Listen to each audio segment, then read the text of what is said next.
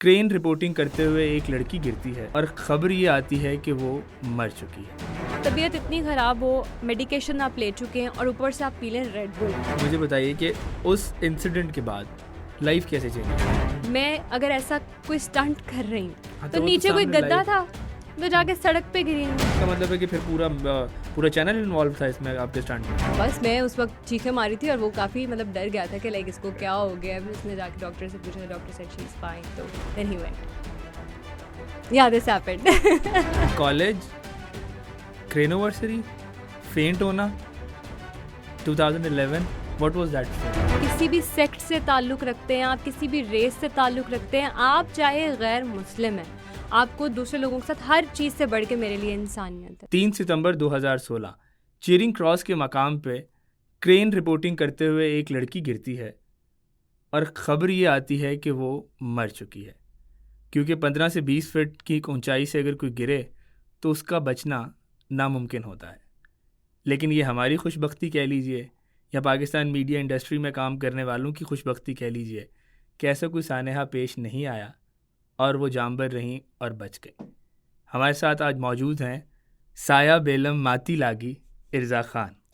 अच्छा, ये इर्जा खान तो ठीक है क्योंकि वो मेरा नाम है। ये हाँ। साया बेलम माती लागी साथ क्यों लगा अच्छा, ये हम लेकर आए हैं श्रीलंका से। ओके, आई रिमेम्बर तो नाउ। अब आपको याद आ जाना चाहिए कि ये हम कहाँ से साया बेलम माती लागी लेकर आए हैं, क्योंकि पूरे पाकिस्तान से लेकर आप समझ लीजिए कि दुनिया में कहीं पे भी कोई और ख़बर नहीं चल रही थी उस वक्त। यही चल रहा था कि there is a brave reporter who have been, कोई पर्शियन में कह रहा है हाले चुमाशी एंड ये वाली बातें कह रहा है, कोई श्रीलंका में साया बेलम कह रहा है, कोई कह रहा है कि एक महिला गिरी है और वो नहीं बच पाई।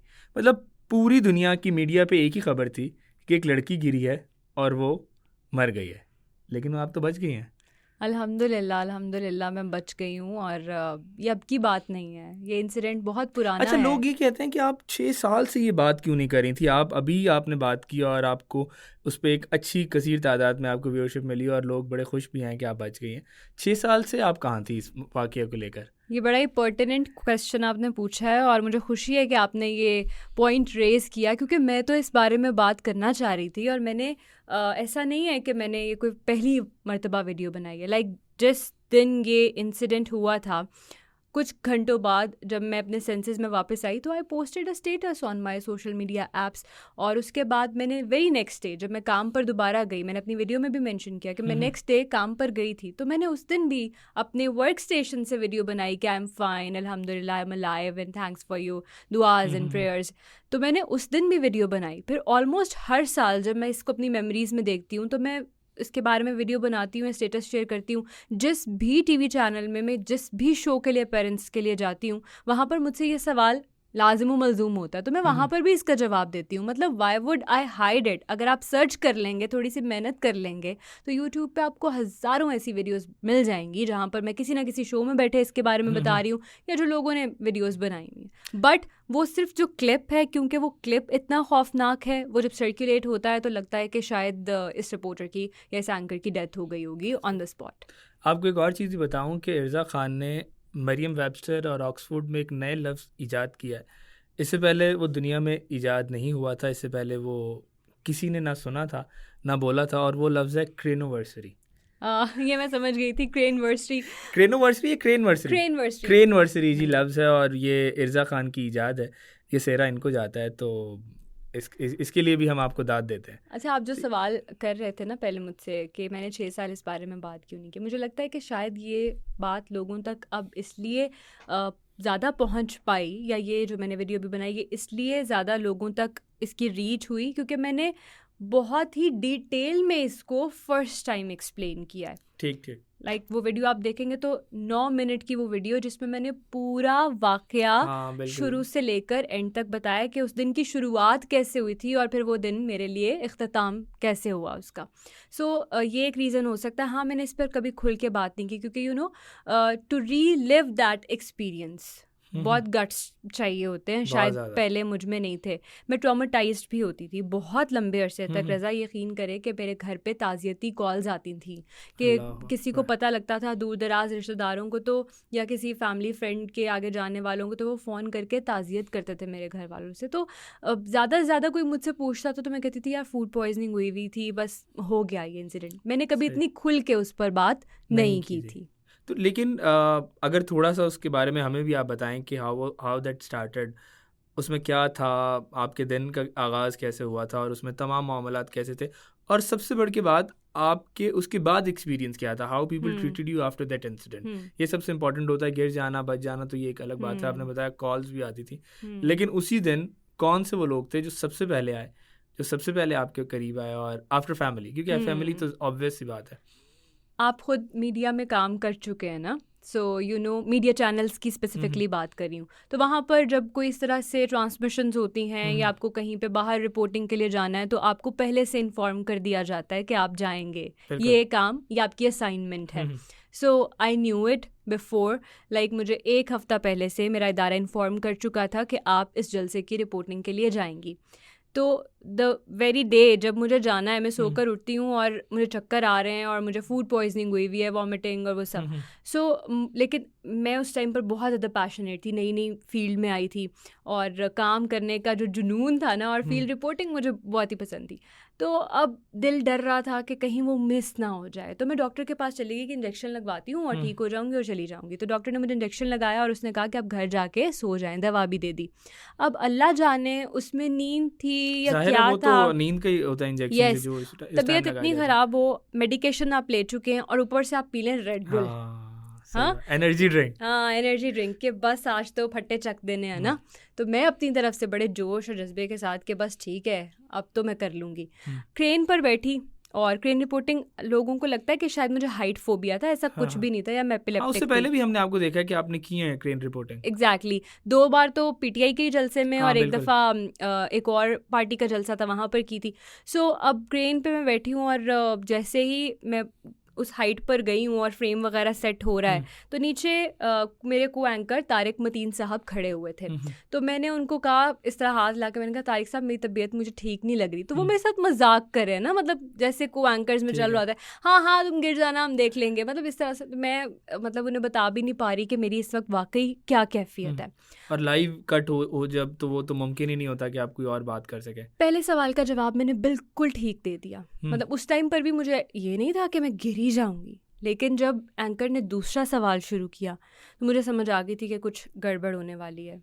और उसके बाद मुझे कुछ याद नहीं, मुझे सिर्फ इतना याद है कि उसने मुझसे दूसरा सवाल किया। वो जो मेरे मुंह से अल्फाज निकले हैं ना, जितने मैंने अदा किए हैं, हसन यहाँ पे फैमिलीज फैमिलीज फैमिलीज फैमिलीज, अल्लाह बिल्कुल वो मुझे याद भी नहीं है। वो वीडियो देख के मुझे पता लगा है कि मैंने ये अदा किए हैं, मतलब अभी मैं रिकॉल करती हूँ तो मुझे नहीं याद। अच्छा, वैसे सेफ्टी मेजर्स के हवाले से जब भी हम देखते हैं कि कोई भी एंकर हार्ड एरिया में या आउट स्टेशन जाता है या कहीं भी जाता है, तो उसके सेफ्टी मेजर्स का बहुत ख्याल रखा जाता है। तो क्या उस ट्रेन पे कोई भी ऐसा सेफ्टी मेजर्स नहीं था, like there wasn't any belt या कोई भी ऐसी चीज़ मौजूद नहीं थी? अच्छा, क्योंकि मैं क्रेन रिपोर्टिंग उससे पहले भी कर चुकी थी, कुछ भी नहीं होता, कोई हार्नेस नहीं होता, कुछ भी नहीं होता।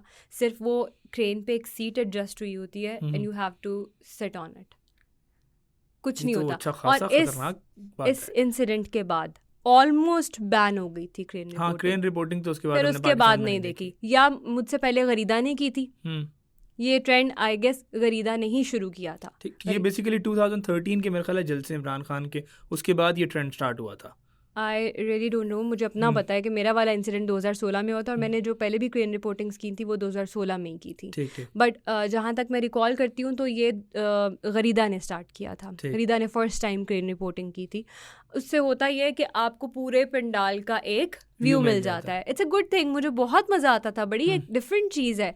और you know it requires a lot of guts, तो आपको लगता है कि आप बस कोई जांबाज, यस तो हाँ, ये ज़रूर होना चाहिए कि अगर आप ये करवा रहे हैं तो उसके लिए प्रॉपर प्रिकॉशनरी मेजर्स लिए जाने चाहिए। Like there should be a seat, उसके अलावा नीचे अगर कोई पूरा एक कोई जंपिंग बैग या कोई ना कोई ऐसी चीज़ होनी चाहिए कि अगर खुदा न खास्ता आप गिरें भी तो चोट ना आए। लेकिन ये तो बड़ी खुशी की बात है कि आपको किसी हवाले से कोई चोट भी नहीं लगी उस दिन। अल्हम्दुलिल्लाह, ये तो मुझे लगता है कि कोई मिरेकल है। एक दफ़ा किसी ने मेरा हाथ देखा और उसने मुझे कहा कि तुम्हारे साथ ना कोई गार्डियन एंजल है जो तुम्हें डिफरेंट चीज़ों से प्रोटेक्ट करता है, बहुत सारे हादसात से।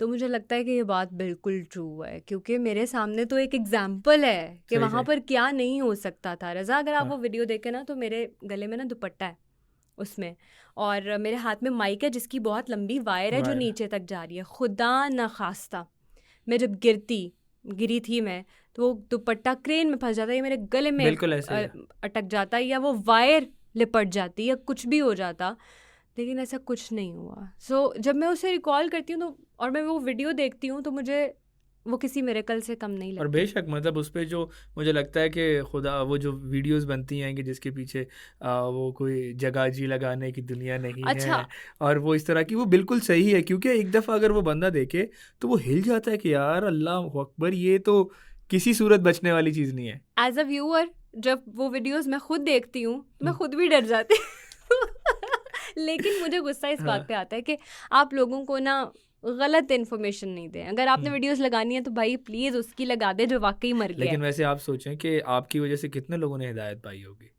अच्छा किसी ने ना कमेंट किया, उसने कहा कि मैंने ये वीडियो देखने के बाद डर से नमाज़ पढ़ना शुरू कर दी। तो मैंने उसको रिप्लाई किया, मैंने कहा अल्लाह की मोहब्बत में नमाज़ पढ़ना शुरू करो, ये डर के कौन सी तुम नमाज़। अच्छा, वैसे कमेंट्स पे भी हमने बात करनी थी कि आपके जो उस वीडियो के नीचे कमेंट्स आए जो बड़े मज़ेदार कमेंट्स आए। इससे पहले मैं ये आपसे पूछूंगा कि इर्ज़ा वो बताइए बात जो शायद अभी तक लोगों को नहीं पता कि जिस टाइम, क्योंकि you were engaged at that time, तो ज़िशान भाई was with you not at that point, but I want to know that story when he came into the hospital, और वो क्या हुआ था। बेसिकली हम उस टाइम पे एंगेज नहीं थे, लेकिन ये था कि we were in the same college, हम इकट्ठे पढ़ते थे, एक ही कॉलेज से हम पढ़े हुए। तो ऑब्वियसली जब उसको पता लगा कि ऐसा कोई सीन हुआ है, तो जैसे मेरे सारे फ्रेंड्स आए थे मिलने के लिए, तो ही ऑल्सो केम टू सी मी, और बस मैं उस वक्त चीखें मारी थी और वो काफ़ी डर गया था कि इसको क्या हो गया। फिर उसने जाके डॉक्टर से पूछा, doctor said she is fine, तो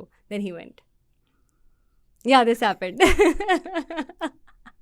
चल, ये बहुत अच्छी बात है कि आपने उस चीज़ को डॉक्टर ने ठीक कह दिया, वरना तो वो जो मकाम होता है, वो जो बात होती है, जिस तरीके से बात पहुंची होगी यकीनन उन तक, वो तो बड़ी खतरनाक होगी। ऑब्वियसली यही बहुत ट्रॉमेटाइजिंग सिचुएशन होती है।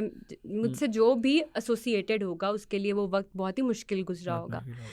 मेरे घर वाले मुझे बताते हैं कि हमने और वो लाइव कट था, ये सोचिए कि वो जो लाइव आपको देख रहे हैं घर वाले, और अमूमन क्योंकि हमें पता है कि हमारे घर वालों को बड़ी एक वो होता है कि यार हमारा बच्चा टीवी पे आ रहा है तो हम देखें। एक और इंटरेस्टिंग बात, मेरे जो अब्बा हैं वो उस वक्त वहाँ पे नहीं थे, लाहौर में ही नहीं थे, पाकिस्तान में ही थे, वो आउट ऑफ कंट्री थे। तो वो सिर्फ न्यूज़ चैनल्स ही देख रहे थे और उन्हें वहीं से सही इन्फॉर्मेशन मिल रही थी कि क्या हो रहा है। तो एक बहुत बड़ा चैनल जो कि ये खबर चला रहा था कि इर्ज़ा को 18 टांके लगे हुए हैं, सही है। तो अब वो बाहर के मुल्क बैठे वो वीडियो देख रहे हैं, और वो न्यूज़ चैनल देख रहे हैं, और वो ये सोच रहे हैं कि पता नहीं उसकी हालत कितनी क्रिटिकल है और इतने स्टिचेस लग गए उसको। और वो मुझे फ़ोन करके कह रहे हैं कि तुम मुझसे झूठ बोल रही हो, क्योंकि वो फलां चैनल तो ये कह रहा है। और मैं कह रही हूँ अब्बा मैं बिल्कुल ठीक हूँ, मुझे खराश भी नहीं आई। और वो ये समझ रहे होंगे कि शायद ये मुझे तसल्ली देने के लिए बोल रही है। अच्छा, वो तो दौर भी ब्रेकिंग न्यूज़ का था, हर तरफ कोई ना कोई खबर, मसाले वाली खबर फैलानी होती थी, तो और उस चीज़ का मेरे ख्याल है भरपूर फ़ायदा उठाया उन दिनों। अभी भी ऐसा ही होता है रज़ा भाई, अभी भी ऐसा होता है। पता है क्या, मैंने अभी जैसे ये वीडियो लगाई, पूरा मैंने कितना इससे ज़्यादा एक बंदा क्या एक्सप्लेन करेगा।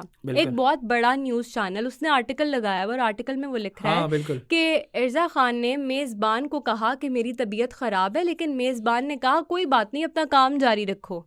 ये बात मैंने तारिक साहब के हवाले से इस तरीके से बोली है कि वो नीचे खड़े हुए थे और मैं ऊपर बैठी थी, उनको तो पता भी नहीं था कि मेरी तबीयत ख़राब है। तो मैं उनको सिर्फ इतना कह रही हूँ कि तारिक भाई मुझे लग रहा है मुझे चक्कर आ रहा है, वो मेरे साथ मजाक करें कि कोई बात नहीं तुम गिर जाना, हम उठा लेंगे, और उनकी बात सच होगी। मैं तो ये बता रही हूँ कि वो एक हमारी कॉन्वर्सेशन चल रही थी, उसको एक अलग रंग दे के सिर्फ व्यूज़ की खातिर आर्टिकल में पता नहीं क्या लिखती है।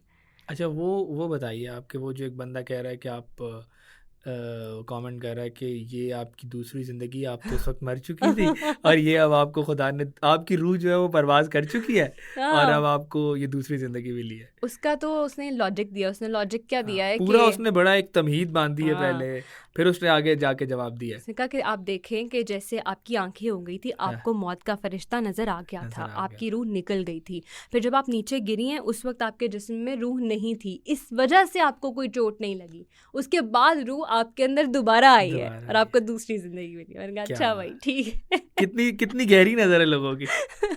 लोग इस पे पता नहीं क्या क्या कह रहे हैं। अच्छा, मजीद अब आगे बढ़ते हैं। इज़ा, आप मुझे बताइए कि उस इंसिडेंट के बाद लाइफ कैसे चेंज हो गई? Like you were into 1992 news, उसके बाद आप ARY चली गई और उसके बाद चीज़ें किस तरीके से बदली? अच्छा, लोग ये भी बोलते हैं जी कि ये जो क्रेन का इंसिडेंट था, हाँ, ये एक मेरे बहुत लिए बड़ी मददगार साबित controversy हुआ है, बिल्कुल। आगे जाने में। ऐसा कुछ भी नहीं है। ये वाकया हुआ था 3 सितंबर को और अगस्त में मेरी बात हो चुकी हुई थी ARY से कि मैं उन्हें ज्वाइन करने वाली हूँ। ठीक ठीक। तो इस इंसिडेंट का मुझे ARY जाने में कोई मतलब किरदार नहीं था। ये तो पहले से डिसाइड हो चुका हुआ था। लाइक उस मंथ में मैं रिज़ाइन करने वाली थी। तो ऐसा कुछ भी नहीं था कि इस इंसिडेंट ने कोई, हाँ अलबत्ता जो वर्ल्ड वाइड ये चीज़ डिस्कस हुई, और मुझे फेम से ज़्यादा मुझे अफसोस होता है जब मैं वो वीडियो बैकग्राउंड में वो आए थे और वो सब, तो मुझे अफसोस होता है वो वीडियोस देख के और मैं बुरा फील करती हूँ। मतलब आई डोंट नो कि आप इसको कैसे समझे या लोग इसको कैसे समझे। एक और चीज़ जो मैंने फेस की कि मेरे अपने ही मीडिया फेलोज़, एक एंकर है, मैं उनका नाम नहीं लेना चाहती कि क्या नाम लेके किसी के बारे में आपने बात करनी, बट उसने बहुत ही हर्टफुल कमेंट किया इस इंसिडेंट पर। उसने कहा कि इस लड़की ने स्टंट किया जबकि वो खुद एक एंकर थी। एक बंदी 15 से 20 फीट की हाइट से खुद को क्यों गिराएगी? और मतलब वहाँ पे विटनेसेस मौजूद है ना। मैं अगर ऐसा कोई स्टंट कर रही हूँ तो नीचे कोई गद्दा था तो जाके सड़क पे गिरी हूँ, वहाँ पे इतने सारे लोग हैं, उनमें से कोई बोलता कि भाई लाइव, और फिर लाइव थे, लाइव के साथ इसका मतलब है कि फिर पूरा चैनल इन्वॉल्व था इसमें आपके स्टंट में। आप तो live cut how is that even possible? तो मुझे बड़ा ही अफसोस हुआ कि ऐसा भी लोग सोचते हैं। और ना सिर्फ उसने ये फेसबुक स्टेटस लगाया और उसने जाज के एक एक बंदे को ये बोला कि ये हुआ है, उसने स्टंट किया है। So I was very surprise. और वो खुद अब कहाँ है? अब वो कहीं पे काम नहीं कर रही। You got your answer. People got their answer. लेकिन वो पढ़ने के लिए बाहर गई हुई है। अच्छा, मैंने सभी कुछ बता दिया। पढ़ने के लिए बाहर गई है, तो अल्लाह करे कि उनकी पढ़ाई, उनकी अकल में भी कोई काम आए। यस, शऊर भी बेहतर, बिल्कुल हिदायत की दुआ करनी चाहिए। अच्छा, कराची का सफ़र हमने डिस्कस करना है, लेकिन मेरा ख्याल है कि वो हम एक और पॉडकास्ट में डिस्कस करेंगे। वो मेरे चैनल पे करेंगे, ठीक है? वट्टा सट्टा होगा एक पॉडकास्ट पे। ठीक है भाई, ठीक है, हो गई, ठीक है। अब नेक्स्ट पॉडकास्ट में आप मेरे चैनल पे अपेयर होंगे। मैं हाजिर, आपका हुक्म हमारे सर आंखों पे कि आप, और उस पे हम बात कर रहे होंगे कराची और लाहौर के हवाले से। यस, क्योंकि आप भी कराची से लाहौर आए हैं और मैं तो हूँ तो लाहौर की, बट मैं कराची गई थी और कुछ साल मैंने वहाँ पर गुजारा, उसके बाद I move back to Lahore. अच्छा, अगर हम इसमें आपकी ज़िंदगी के बारे में बात करें तो शादी के बाद चीज़ें किस तरीके से बदल रही हैं? लाइक वो स्पार्क जो, क्योंकि हमने अब आपको आउटडोर रिपोर्टिंग करते हुए नहीं देखा, हम बहुत कम देखते हैं। You are either into the news room या फिर आप होशियारियाँ कर रहे हैं। तो क्या ये मैं कहूँ कि ज़ीशान भाई ने सारी पाबंदियाँ लगाई हैं? नहीं, ज़ीशान की तरफ से कोई भी पाबंदी नहीं, बल्कि लोग कहते हैं ना कि शादी के बाद उनका फ्रीडम छिन गया है। मुझे ऐसा लगता है कि शादी के बाद मुझे फ्रीडम मिला है या लिबर्टी मिली है, क्योंकि ज़ीशान खुद भी, एक तो उनका ताल्लुक मीडिया से है, प्लस ही अंडरस्टैंड्स एवरीथिंग और ही इज़ वेरी सपोर्टिव जो भी मैं करती हूँ। मतलब मुझे ये नहीं होता कि मैंने कुछ करना है तो I have to ask for his permission. हम चीज़ें डिस्कस करते हैं दोनों बैठ कर कि क्या बेहतर हो सकता है हमारे लिए, लेकिन हमने कभी भी एक दूसरे की परमिशन नहीं मांगी कि मुझे ये करना है तो मुझे इजाज़त दे दो। तो वो वाली हमारे अंदर ना रिलेशनशिप में इक्वेशन ही नहीं है वो। दूसरी चीज़ जो आजकल मैं देख रहा हूँ, आपने अपनी व्लॉगिंग और वीडियो और तमाम चीज़ कंटेंट बहुत फ्रीक्वेंट आना स्टार्ट हो गया। इसका क्या रीज़न है और इसके पीछे किसका किरदार है, और इसके पीछे आप हमारे मतलब लोगों को क्या कहती हैं कि क्या ये वाकई अब ऐसी फील्ड बनने जा रही है जहाँ से आप एक बहुत अच्छा रेवेन्यू भी, और इसको, क्योंकि मेरा ख्याल है कि इर्ज़ा खान को ये ज़रूरत नहीं है कि वो पैसों के लिए ये वीडियोज़ बना रही हैं या पॉडकास्ट कर रही हैं, या this is something I guess passion, and this is something I guess future, for the sake of future. So what do you think कि डिजिटल पे, क्योंकि आप एक समझ लीजिएगा पाकिस्तान के बिग 5 चैनल में you are one of the top anchor, फिर भी आप ये कर रही हैं, इसका रीज़न मुझे बताएं। अच्छा, उसकी जो सबसे बड़ी रीज़न है वो ये कि जब मैं मीडिया में नहीं थी उस टाइम पर भी आई वाज मेकिंग वीडियोस, मतलब अपनी कॉलेज लाइफ में, यूनिवर्सिटी लाइफ में. So I always loved to make content and share it with people. तो हमेशा से मुझे सोशलाइजिंग का और कंटेंट क्रिएशन का शौक था. अगर मैं एंकर ना होती तब भी मैं यही कर रही होती, लेकिन डिजिटल पे कर रही होती. अब जैसे कि मैं फेसबुक यूज़ करती हूँ या मैं इंस्टाग्राम यूज़ करती हूँ, तो मैं वहाँ पर भी वीडियोज़ ही अपलोड करती हूँ. तो व्हाई नॉट यूट्यूब? मतलब यूट्यूब पे आप कर रहे हैं तो आप कहेंगे कि नहीं, ये बंदा तो सिर्फ पैसों के लिए कर रहा है. नहीं, बिल्कुल, ये एक जो कॉन्सेप्ट है मैं इसी के लिए बेसिकली बात कर रहा था. और अगर आपका मकसद सिर्फ और सिर्फ पैसा कमाना है ना, आप कभी यूट्यूब में एक्सेल नहीं करेंगे.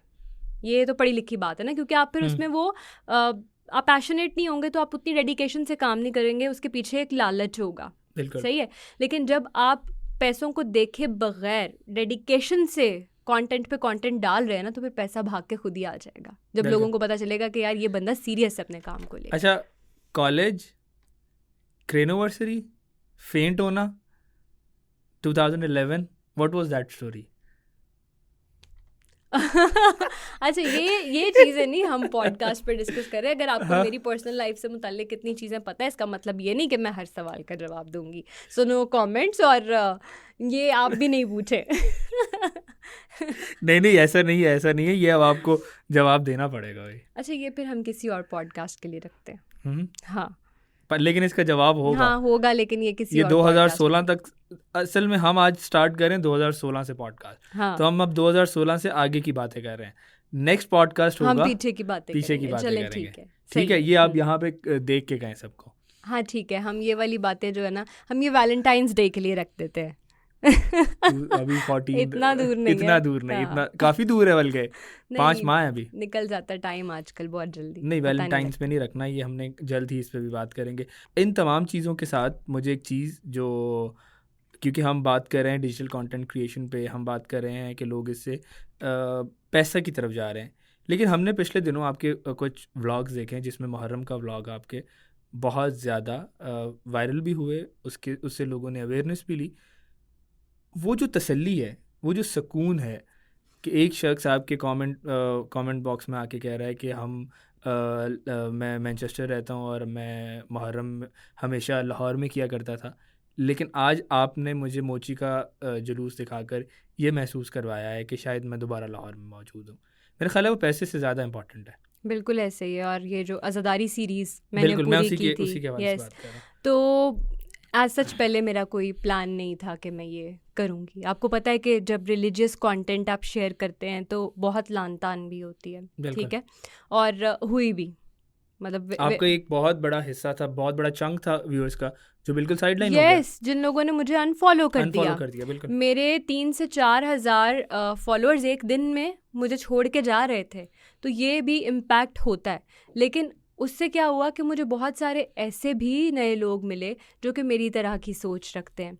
प्लस एक चीज़ जिसमें मैं खुद इंटरेस्टेड हूँ, या जो मैं करती हूँ, या जो मेरी ज़िंदगी का हिस्सा है, उसको मैं लोगों से क्यों छुपाऊँ, जब मैं अपनी सारी सेलिब्रेशंस, अपनी सारी खुशियाँ, अपने सारे हाईज शेयर कर रही हूँ लोगों के साथ. तो ये एक बहुत इम्पॉर्टेंट पार्ट है मेरी पर्सनालिटी का, जिसने मुझे शेप किया है आज जो भी मैं हूँ. और अगर आप वो वीडियोस देखें ना नज़ा, तो मैंने उसमें बिल्कुल भी किसी को गलत नहीं कहा है. हाँ, मतलब मैंने वो एक बिल्कुल हमारा जो हम रियल टाइम एक्सपीरियंस कर रहे होते हैं, एग्जैक्टली मैंने तो सिर्फ वही शो किया. लेकिन मुझे बहुत खुशी हुई उसको जिस तरीके से अप्रिसिएशन मिली. मतलब बहुत सारे लोग जो पाकिस्तान में रहते होंगे और इस चीज़ को एक्सपीरियंस करते थे हर साल, और अब वो नहीं कर पा रहे, वो रिलीव कर सके मेरे थ्रू, मैं एक ज़रिया बनी, तो उस चीज़ ने मुझे बहुत खुशी दी. इस पर एक बहुत बड़ा इल्ज़ाम ये लगता है कि शायद ये इबादत या शायद ये चीज़ें बड़ी सीक्रेट हैं, इसमें लोग बहुत ही हमतंगोश होके और बड़ा ही मतलब लाइक उनकी कोशिश होती है कि जी अल्लाह से लॉ लगी और उनका सारा मामला वहाँ पे चल रहा है. ऐसी सूरत में आप इसको किस पैराहे में देखती हैं कि इस तरह की वीडियोस करना, आज़ादारी पे बात करना, do you think that it should be confined to that boundary और it should be viral so everyone can see this? नहीं, देखें ना, किसी भी रिलीजियस एक्टिविटी के बारे में जब तक आप लोगों को बताएंगे नहीं, तो उन तक पहुंचेगी बात कैसे? कि अब जितने क्या उसको कहते हैं कि अफवाहें फैला दी गई हैं इस पर्टिकुलर सेक्ट के बारे में, मतलब स्कूल में ही जाते ही बच्चों को पता नहीं क्या क्या बता दिया जाता है कि पता नहीं इस सेक्ट के लोग जो हैं वो क्या करते हैं। सो मुझे लगता है कि बात पहुंचनी चाहिए, तो मैंने सिर्फ बात पहुंचाने की कोशिश की है कि जो मिसकंसेप्शंस लोगों के जहनों में हैं वो ये वीडियोस के थ्रू देख लें कि ऐसा वहाँ पर क्या हो रहा है जिसको लेकर इतनी बड़ी बातें कर दी जाती हैं, बात का बतंगड़ बना दिया जाता है। मुझे ये लगता है कि लोगों को को एग्जिस्ट करना सीखना चाहिए। आप किसी भी सेक्ट से ताल्लुक़ रखते हैं, आप किसी भी रेस से ताल्लुक़ रखते हैं, आप चाहे गैर मुस्लिम हैं, आपको दूसरे लोगों के साथ हर चीज़ से बढ़ के मेरे लिए इंसानियत है, तो एटलीस्ट को एग्जिस्ट करना सीखें।